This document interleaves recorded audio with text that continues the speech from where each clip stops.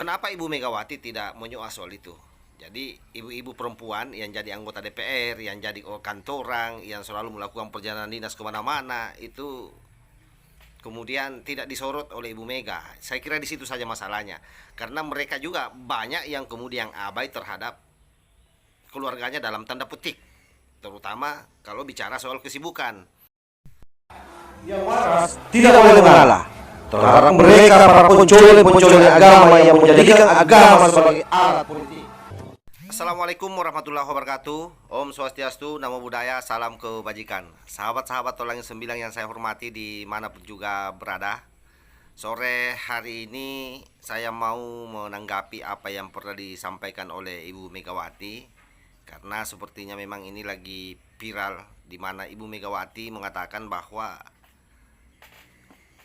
jangan sampai kemudian ibu-ibu terlalu sibuk pengajian lalu melupakan tugas utamanya, terutama terkait soal bagaimana menjaga anak. Nah, tentu isu ini dikaitkan dengan adanya isu internasional, yaitu soal stunting. Dan memang banyak hari ini menjadi salah satu agenda negara kita adalah bagaimana stunting ini menjadi perhatian semua pihak. Di Ibu Megawati mengkhawatirkan kalau ibu-ibu terlalu larut dalam hal melakukan aktivitas pengajian, jangan sampai kemudian bisa melupakan apa yang menjadi tugas utamanya di dalam keluarga, terutama saya kira soal anak. Saya kira itu tidak salah yang disampaikan oleh Ibu Megawati, tetapi kemudian mesti kita periksa dulu, karena setiap orang yang berbicara sebenarnya kalau menurut Mikhail Foucault itu selalu ada ideologi yang di belakangnya. Apakah itu disadari atau tidak, tapi faktanya demikian.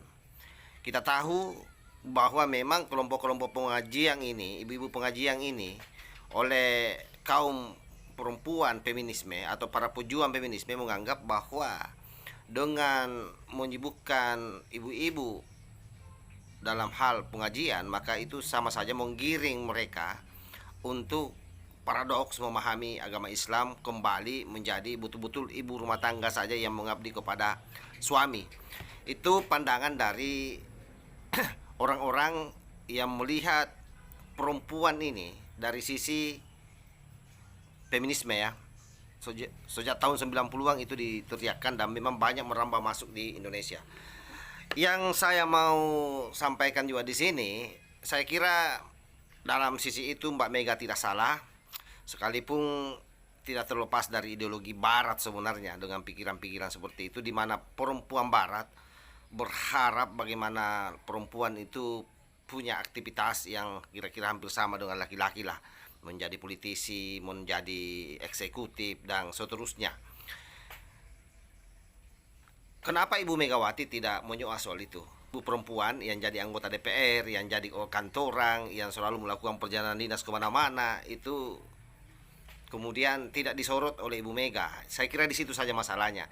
Karena mereka juga banyak yang kemudian abai terhadap keluarganya dalam tanda petik. Terutama kalau bicara soal kesibukan. Kita tahu bahwa ibu-ibu pengajian ini waktunya paling 1-2 jam terbuan di luar rumah, itu pun paling sering 1 kali 1 minggu. Yang salah memang kalau ibu-ibu pengajian ini menghabiskan waktunya ikut kajian-kajian ini ya, ikut kajian-kajian yang isinya itu hanya memprovokatori ibu-ibu. Ya mungkin dalam konteks ini Ibu Mega bicara begitu, dimana memang akhir-akhir ini banyak ibu-ibu yang selalu berteriak-teriak di Monas. Ya bisa jadi itu maksudnya, karena mereka juga ini adalah kelompok-kelompok ibu-ibu pengajian yang dibina oleh kadrun. Jadi diperjelas saja begitu Bu Mega, tidak perlu terlalu disembunyikan, sehingga kemudian memunculkan perspektif dari berbagai pihak. Oleh karena itu kalau saya, baik ibu-ibu yang ikut pengajian ataupun misalnya yang punya aktivitas di luar rumah, yang kantoran, anggota DPR, bahkan ada yang jadi bupati, tidak soal selama itu tidak melupakan tugasnya. Jadi sekali lagi catatannya, Ibu Mega saya kira kali ini tidak fair karena hanya menyoroti soal ibu-ibu yang ikut pengajian, ibu-ibu yang bekerja di luar seperti PNS misalnya yang bekerja pagi sampai jam 11 malam, itu ibu-ibu yang bekerja di bank itu begitu.